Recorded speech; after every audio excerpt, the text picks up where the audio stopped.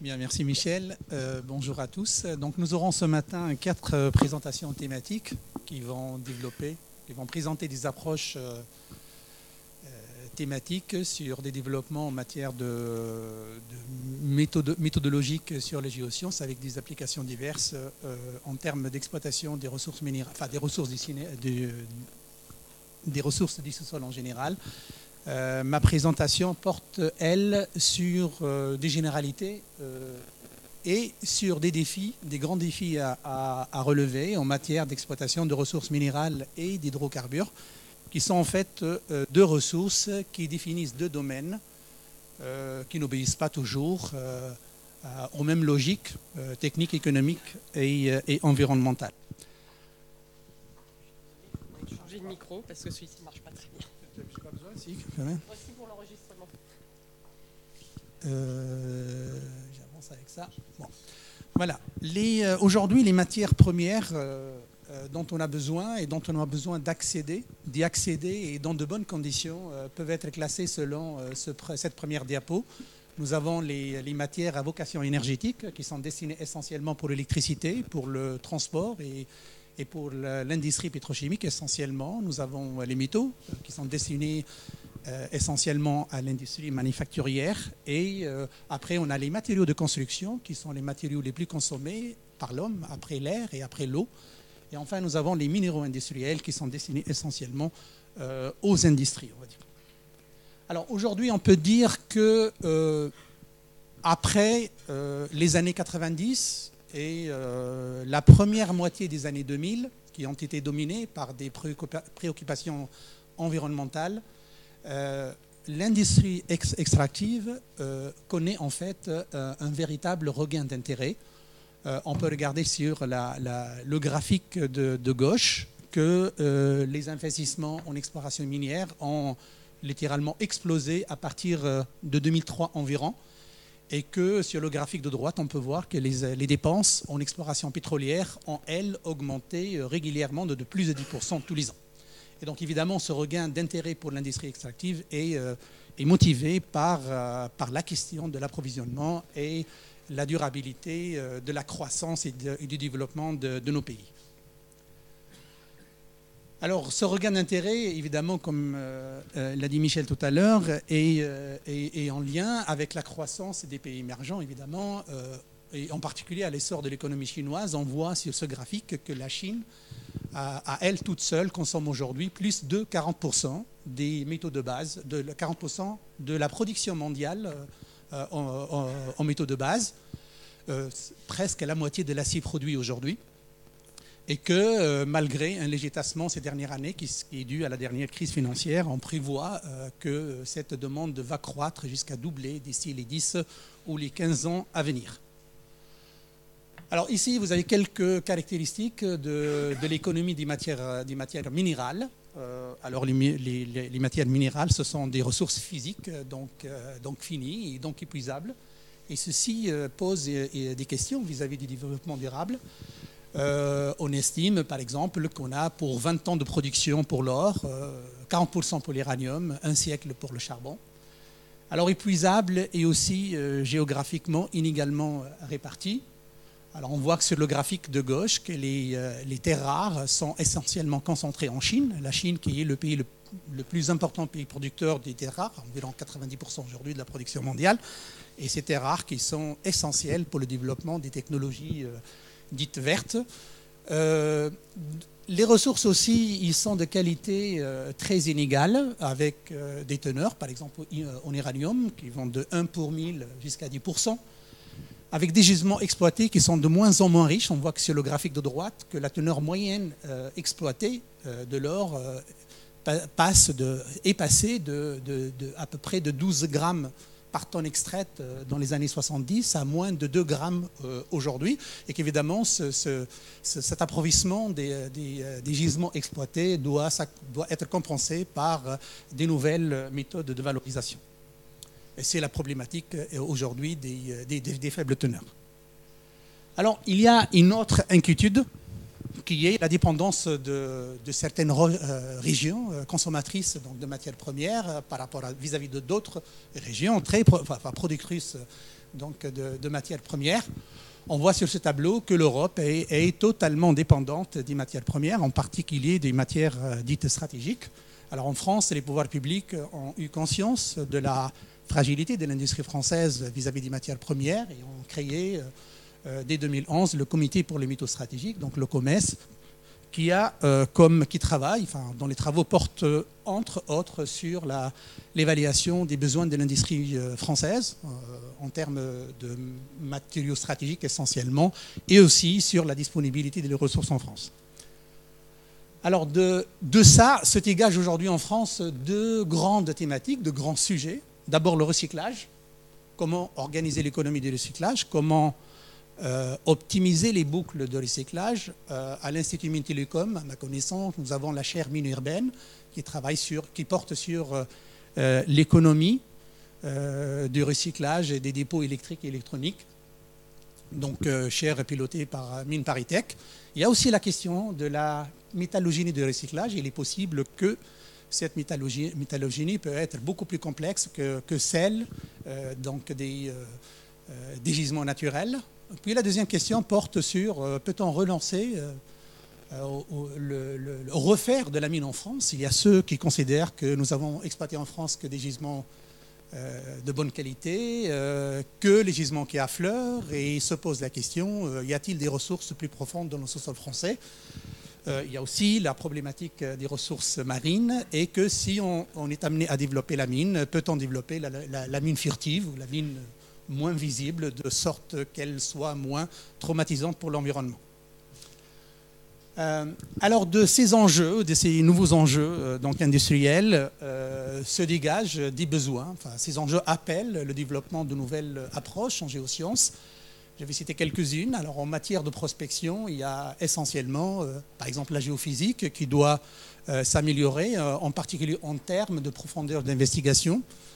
On a aussi un besoin d'une compréhension plus approfondie, plus fondamentale pour des gisements complexes et de leur contexte, pour développer des nouvelles approches de caractérisation de ces minerais plus complexes, et de développer des méthodes pour les caractériser et des approches pour les modéliser.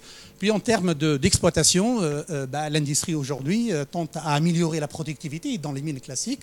Par exemple, pour augmenter les cadences de production, en introduisant des nouveaux équipements beaucoup plus évolués, et en développant des méthodes d'exploitation qui seraient plus maîtrisées, plus contrôlées, pour qu'elles puissent à terme être automatisées, intégralement automatisées. Il y a chez les grands groupes miniers aujourd'hui beaucoup de projets pour l'automatisation intégrale des exploitations. Par exemple, Rio Tinto est en train de vouloir, en tout cas, un projet pour exploiter 10 mines de charbon par 400 personnes qui sont situées dans des bureaux à perte, qui sont éloignés de plus que 1000 km de perte. Et puis, il y a cette transition progressive vers la mine non conventionnelle, en développant cette fois-ci de nouveaux procédés de valorisation de minerais complexes, et aussi par des nouvelles méthodes telles que la récupération in situ ou bien les exploitations à distance. Alors à l'Institut Mines Télécom, le Centre de géosciences, c'est l'un des rares, si ce n'est pas le seul laboratoire qui continue à travailler sur l'exploitation des mines. On s'intéresse toujours à la mine conventionnelle, on travaille sur l'optimisation des méthodes d'exploitation en termes de sélectivité, en termes de mécanisation, sur la sécurité dans les mines, en particulier en lien avec la stabilité des ouvrages, en particulier les ouvrages souterrains, puis à la planification, l'organisation des méthodes d'exploitation, de l'exploitation à différentes échelles spatio-temporelles. Et puis on s'intéresse de plus en plus à la mine non conventionnelle. Dans la dernière présentation de ce matin, vous verrez comment on peut coupler aujourd'hui des modèles chimiques avec des modèles hydrogéologiques et des modèles hydrodynamiques pour développer des outils numériques de transport réactif, et comment on peut les appliquer dans un contexte opérationnel pour optimiser une exploitation par lessivage géochimique de certains gisements, et en particulier des gisements d'uranium. Alors en même temps, notre exemple, nous avons montré que des gisements de bonne qualité, mais dont la taille et la profondeur ne permettent pas une exploitation par des méthodes conventionnelles. Alors, on a montré que certains de ces petits gisements peuvent être exploités, par exemple, par une méthode qui consiste à faire un forage pour arriver jusqu'à donc l'extrémité basse de la couche et après remonter les trains de tige en actionnant un jet d'eau à très haute pression. Et de cette manière, on peut réaliser des cavités dont le diamètre peut dépasser les 10 mètres, à condition que la géométrie donc de cette cavité creusée peut lui permettre une stabilité pendant l'opération d'extraction. Alors dans ce contexte, nous avons développé, par exemple dans le laboratoire, des expérimentations pour tester des équipements à échelle réelle. Ici, nous avons un jet d'une puissance typiquement de 10 mégawatts, donc c'est des puissances très, très, très élevées, à bas un bloc de roche qui est placé dans cette boîte donc pour des raisons de sécurité. Donc nous avons montré autre qu'en protégeant le jet avec une gaine d'air comprimée, on peut doubler le diamètre des cavités creusées. En même temps, on développe de la modélisation de l'interaction du processus d'érosion de ces roches à l'aide des jets d'eau à très haute pression pour prédire les diamètres et pour comparer les prévisions avec des résultats. Ainsi, vous avez ici une cavité qui est creusée dans le kaolin et déterrée pour analyser sa géométrie. Alors, donc, on espère que ce type de développement, qui est une type d'exploitation à distance, peut permettre d'exploiter, par exemple, des petits gisements riches, profonds, qui sont considérés aujourd'hui non économiques encore. Alors, en même temps, on suit de très près les développements en matière d'extraction, de technologie d'extraction des ressources marines. Comment allons-nous étendre nos technologies minières pour extraire ces ressources marines et comment allons-nous piloter donc, ces exploitations à distance. Voilà en ce qui concerne donc les ressources minérales. Je vais dire maintenant deux mots sur les hydrocarbures. Alors ici, il n'y a toujours pas, évidemment, il y a toujours la question de la durabilité en fait de la ressource. Ici, vous avez un diagramme qui donne donc l'évolution de la production des hydrocarbures pour le pétrole conventionnel et pour le pétrole et pour le gaz conventionnel et non conventionnel, comme vous pouvez le voir sur ce graphique.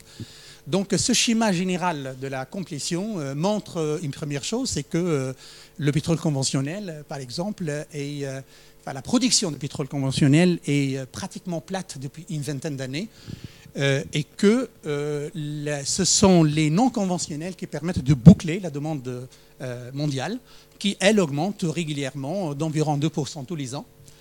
Et ce graphique aussi montre, en fait, les prévisions de ce graphique qui sont données par l'ASPO, qui est l'association qui défend la fameuse théorie du peak oil.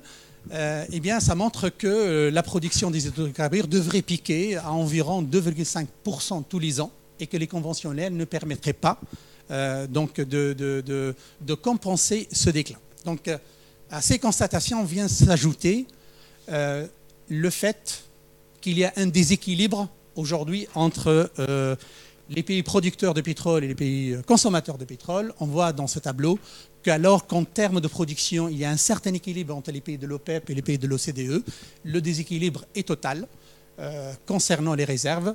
Et donc c'est devant cette situation que l'industrie pétrolière aujourd'hui essaie d'étendre, de renouveler les ressources. Alors, selon deux directions principales, on a la direction d'accroître, d'améliorer la récupération. On estime aujourd'hui au fait que la récupération moyenne aujourd'hui est de 35% et que les experts pensent qu'on peut atteindre un taux de récupération peut-être un jour de 50%. Alors ça, il y a là un enjeu considérable puisqu'on estime que si on gagne 1% sur le taux de récupération, c'est déjà 2 à 3 ans d'années de consommation de pétrole et c'est considérable. Ça c'est la première dite des champs matures. Alors c'est une problématique très intéressante pour nous, parce que pour nous, les géoscientistes, puisque ce développement donc, appelle des améliorations en matière de modélisation du réservoir et de la façon avec laquelle on devrait l'exploiter. Et puis, là, il y a la deuxième direction qui est une évolution donc, vers les hydrocarbures frontières avec l'exploitation des huiles lourdes provenant des sables bitumineux, des réservoirs de roche-mère, mais aussi des réservoirs très enfouis, donc sous des épaisseurs de sédiments, au-delà, on va dire, de 6000 ou 7000 mètres. Alors là aussi, le Centre Géosciences, c'est l'un des rares laboratoires de l'Institut Mines Télécom qui travaille sur ces problématiques. Donc les travaux portent essentiellement sur la simulation des réservoirs complexes, au sens où elles sont hétérogènes, par exemple, avec le développement de nouvelles approches qui sont des approches couplées entre des approches physiques, processus de dépôt sédimentaire, et des approches stochastiques, avec des conditionnements au puits, aux données des puits, avec des conditionnements aussi aux données de la sismique. On travaille aussi sur le développement d'outils d'imagerie du sous-sol et d'inversion sismique, avec des applications non seulement sur l'hydrocarbure, mais sur d'autres domaines des géosciences. Et puis on s'intéresse aussi à la compréhension des flux dans les matériaux très faiblement perméables, avec des évaluations de perméabilité très faibles, allant aujourd'hui jusqu'au 10e du nanodarcy.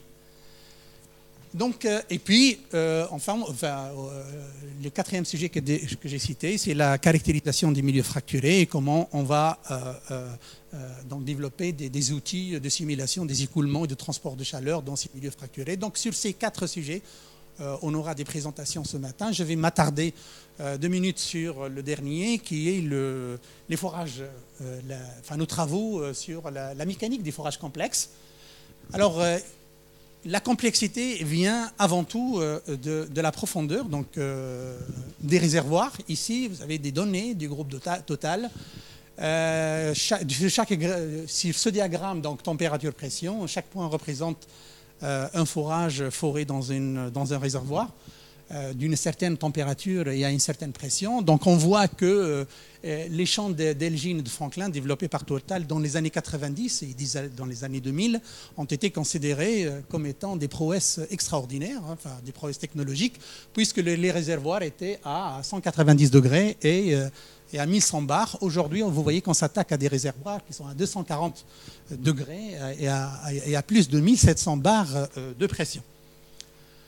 Alors, cette situation ramène beaucoup de difficultés. La première difficulté, c'est la grande difficulté à forer des roches très profondes à cause de leur nature et à cause de leur grand confinement, sachant que environ 80% des investissements pétroliers aujourd'hui sont dus, ça viennent en fait de la réalisation des puits, sachant que le coût des puits est essentiellement lié au temps de forage et donc à la vitesse de foration. Et sachant aussi qu'aujourd'hui, en mer profonde, un appareil de forage coûte par jour, peut dépasser le 1 million de dollars tous les jours, par jour. Et donc aussi, au-delà de ces 6000 mètres, les pressions sont généralement au-delà de 1000 bars. Et dans ces conditions, il est très difficile de réaliser les puits en toute sécurité, donc sans risque d'éruption, avec les techniques, en tout cas avec les architectures actuelles. En même temps, au-delà de 6000 mètres d'épaisseur de sédiments, les températures dépassent les 200 degrés. Dans ces conditions, beaucoup d'équipements ne sont plus opérationnels aujourd'hui. On peut citer les élastomères, par exemple, qui sont utilisés dans le forage, et puis surtout l'électronique embarquée, qui est inutilisable à ces températures. Et dans ces conditions, si on est amené donc à forer ces puits-là, on va les forer peut-être à l'aveugle, au risque de rater la cible visée. Et puis même si aujourd'hui on arrive quand même à faire effectivement des puits dans des conditions, il faut le dire, assez épouvantables et parfois risquées, un jour il faut réussir les défis de développement pour préserver les coûts du forage qui sont déjà très élevés et aussi pour préserver la sécurité à long terme. Alors au centre aux géosciences, on travaille sur le développement d'une modélisation, donc mécanique surtout, mais aussi thermique et hydraulique, de l'ensemble du système de forage, du fond du trou jusqu'à la table de rotation en surface, en couplant donc des approches qui traduisent en fait l'interaction entre la tête de forage et la roche au fond d'un puits, et puis la simulation du comportement donc de ce long train de tige qui fait aujourd'hui une longueur allant jusqu'à 15 km, qui est susceptible donc, de se déformer, de frotter, de flamber, de vibrer dans le trou. Et donc le couplage de ces approches nous permet de simuler aujourd'hui les trajectoires, de prédire les vitesses d'avancement, la stabilité statique et dynamique et de vérifier donc l'intégrité mécanique du système pour éviter les dysfonctionnements. Et donc ces outils sont appliqués aujourd'hui dans nombreuses applications industrielles, projets industriels, comme par exemple sur la conception de nouvelles têtes de forage adaptées au forage profond ou pour la caractérisation et l'optimisation des forages, enfin des systèmes de forage dirigés. Alors le projet en 2 mots, aujourd'hui, ça porte sur une meilleure compréhension des processus dynamiques de forage, donc le processus thermo-hydromécanique au fond du puits, incluant la forabilité des roches profondes et la stabilité des forages la stabilité du front de taille au cours du forage, puis sur tout ce qui est imagerie et suivi du forage, surtout pour détecter des dysfonctionnements avant que ça arrive, pour détecter des surpressions, pour détecter des objets, par exemple pour éviter les collisions entre puits, qui est un problème très important en forage, mais aussi pour contrôler la stabilité des puits, comme j'ai dit tout à l'heure. Alors nos atouts, je vais citer un seul, c'est le fait que nous sommes les seuls à disposer d'un équipement, le seul dans le monde académique à disposer d'un équipement qui nous permet de réaliser des forages en diamètre réel et dans des roches qui sont placées dans des conditions très proches des conditions les vraies conditions de forage. Alors je vais terminer par mes exemples en citant les travaux sur l'exploitation, on va dire minière de la chaleur du sous-sol par géothermie profonde. Ici, des projets qui sont réalisés essentiellement aujourd'hui dans le cadre du programme des investissements d'avenir. On travaille sur la localisation et l'interprétation des mesures des événements microsismiques qui sont dus à la stimulation hydraulique des roches et donc à leur processus de fracturation. On vous montrera tout à l'heure comment aujourd'hui on localise mieux les événements qu'il y a une dizaine d'années et qu'on développe et on continue à développer des outils, des numériques pour ça. Donc ces données sont utilisées pour fabriquer des réservoirs fracturés dans lesquels on va faire les écoulements et le transport de chaleur. Donc vous notez que ce schéma est très proche des schémas de développement des gaz de schiste ou des huiles de schiste. Bon, voilà, j'en ai terminé. C'est en guise de conclusion. Je dis simplement que l'exploitation des ressources du sous-sol constitue un volet très important du projet des centres de géosciences et donc de l'Institut Multilicom. L'accent sera mis aujourd'hui, sera mis toujours essentiellement sur les non conventionnels, donc en termes d'hydrocarbures, de ressources minérales ou de géothermie. Et cela en développant des approches spécifiques à ces ressources non conventionnelles qui vont de l'identification à la mise en valeur de ces ressources jusqu'à l'étude d'impact donc sur l'environnement et sur la sécurité à long terme. Merci de votre attention.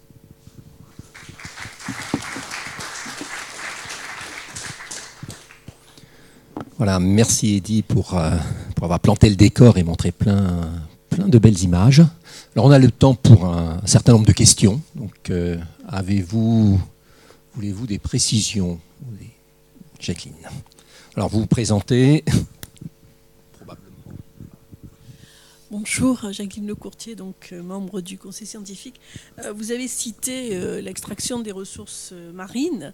Je voudrais savoir ce que vous faites dans le domaine. Est-ce que vous...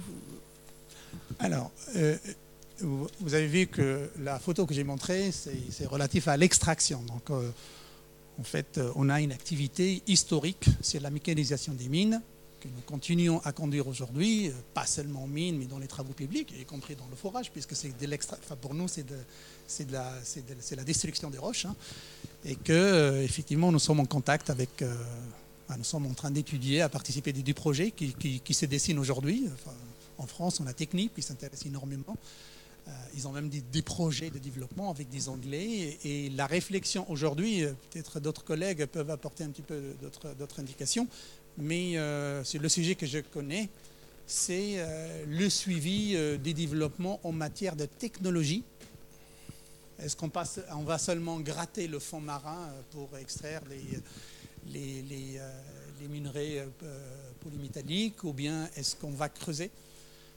Est-ce qu'il y a des ressources qui sont sous le fond marin et pas seulement des ressources affleurantes et si on va le faire, mais comment va-t-on le faire? Voilà. Donc, Ok. D'autres questions? Ah, Jean-Paul, là. Oui, Jean-Paul Silas, est-ce que tu pourrais dire deux mots des principales collaborations nationales et internationales sur les projets dans ce domaine-là? nous avons beaucoup de projets dans le domaine.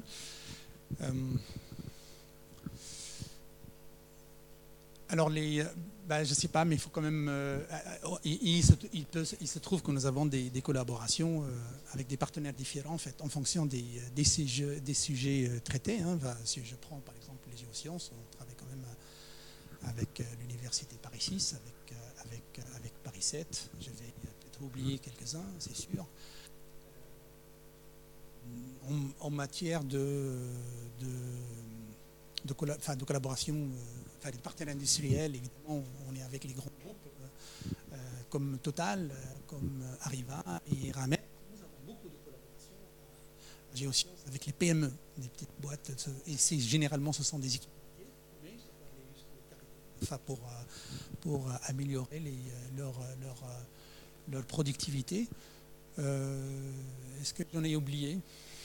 Tu peux peut-être parler des têtes de forage, les brevets qui ont été pris, avec qui ça a été... Enfin, raconter une belle histoire. Oui, là. Une belle histoire. Voilà. En forage, il se trouve que le forage, c'est mon domaine. Donc, effectivement, on travaille avec des petites entreprises. Je vais citer juste la société Varel, qui disposait juste de 10 personnes. Aujourd'hui, c'est quand même le troisième producteur. C'est le troisième ou quatrième constructeur de têtes de forage dans le monde. Ils sont présents partout dans le monde et donc ça c'est effectivement une belle histoire sur laquelle nous avons communiqué pour laquelle nous avons communiqué chez Armin ou Armin Paritech. Nous avons eu du travail avec des petites PME en géophysique, hein, donc Magnitude qui se développe de manière extraordinaire aujourd'hui en matière de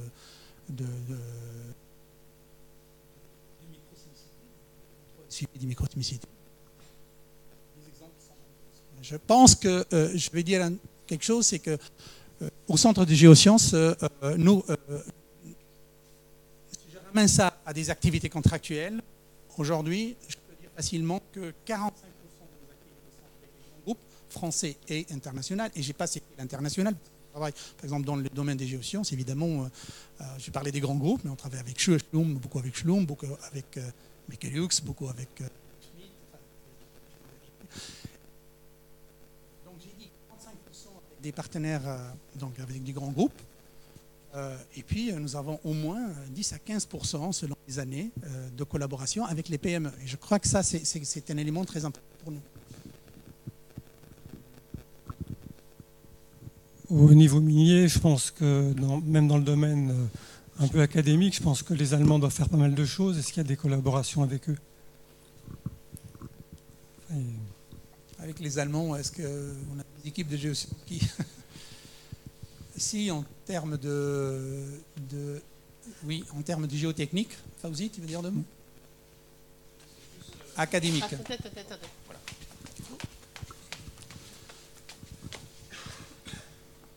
Oui, c'est surtout sur la problématique liée au sel et au stockage des hydrocarbures que j'évoquerai tout à l'heure. On travaille avec l'Institut de Hanovre, par exemple, sur un sujet lié au stockage rapide qu'on évoquera tout à l'heure. Et on est actuellement en train de développer une expérimentation dans la mine de sel de Varangéville, en Lorraine, pour étudier un peu l'impact d'un cyclage rapide sur le comportement des sels. C'est un projet international financé par la société de ce qu'on appelle la SMRI, Solution Mining Research Institute, où il y a des partenaires français, il y a aussi un partenaire allemand là-dedans.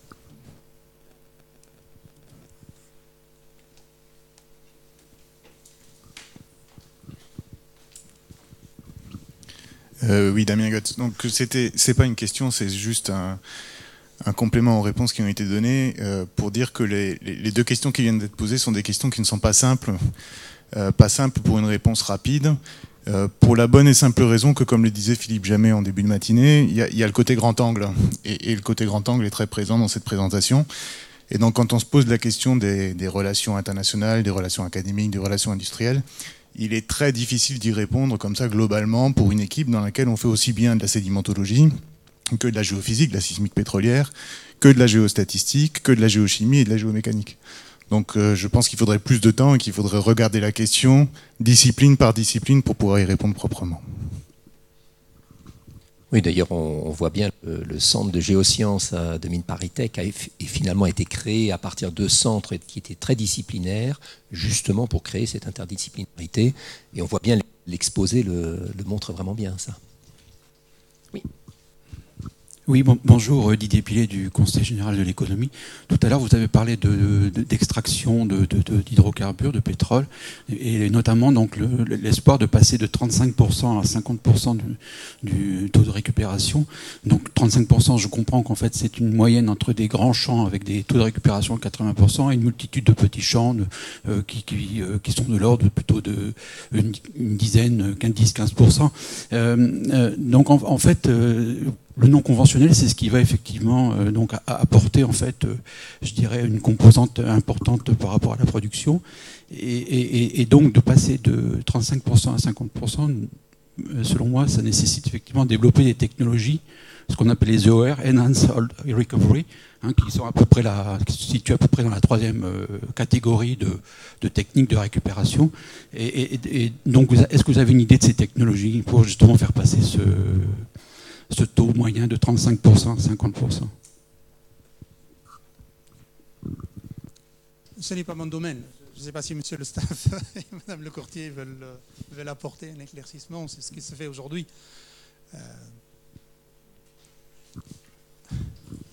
Ça sera plus... Moi, je pense qu'il y a un certain nombre d'éléments à apporter pour cette réponse. D'abord, je pense que le chiffre que vous annoncez de beaucoup de champs avec une récupération de 80% et peu de champs ou une multitude avec une récupération plus faible. Je pense qu'en moyenne, on est à 30% pour les réservoirs de pétrole. Pour les réservoirs de gaz, on a des récupérations qui sont plus élevées, de l'ordre de 70 à 80%. Mais pour le pétrole, on est plutôt de l'ordre de 30% en moyenne. Alors, pour ce qui est de l'EOR, il y a plusieurs aspects. Donc, il y a des aspects qui sont traités à l'école des mines. C'est la compréhension déjà, avant de faire de l'EOR, c'est de comprendre ce qui se passe et comprendre comment se présente le réservoir. Donc, ça passe par des études de modélisation sédimentologique. C'est des choses qui sont traitées à l'école des mines. Et puis après, il y a différentes techniques possibles d'EOR. Il y a l'EOR chimique, avec l'injection, par exemple, de surfactants, de polymères. Donc ça, c'est pas un domaine que vous regardez. Mais pour comprendre ce qui va se passer quand on injecte ce genre de produit dans le réservoir pour améliorer la récupération, il faut avoir aussi un bon modèle géologique. Et c'est ce qui est regardé à partir de la sismique, de la construction du modèle géologique et de l'étude sédimentologique. C'est tout un ensemble, l'EOR. C'est pas juste une technique de récupération chimique, par exemple.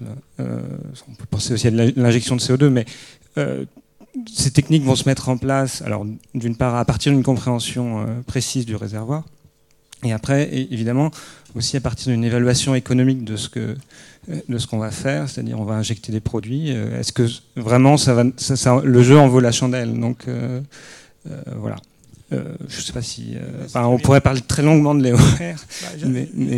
J'ajoute quelque chose en lien avec ça qui est un peu aussi dans mon domaine, c'est le fait par exemple, on sait qu'il y a des réservoirs qui sont hétérogènes et on peut rater en fait on peut avoir des parties des réservoirs qui sont piégées par les hétérogénéités et qu'une manière sur laquelle on travaille, c'est comment piloter les forages, en tout cas les drains qui vont produire en géosteering, c'est-à-dire qu'on va placer...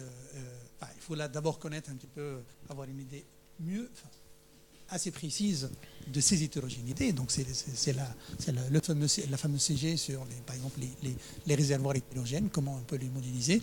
Et si on connaît les hétérogénéités, on peut placer de manière beaucoup plus optimale les drains les draps, mais pour le faire, il faut quand même piloter la direction du forage en utilisant des données géologiques et pas comme ce qu'on fait généralement, on utilise les données directionnelles. Hein, donc c'est pas uniquement c'est un problème de trajectoire, donc c'est une question géométrique, mais aussi il faut piloter le drain en utilisant les données dans lesquelles on veut les placer. Ça c'est une question de forage.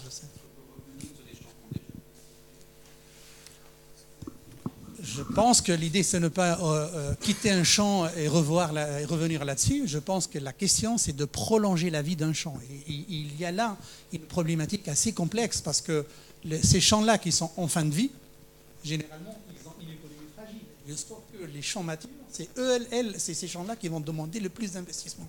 C'est cette dualité qui est vraiment au cœur du problème aujourd'hui.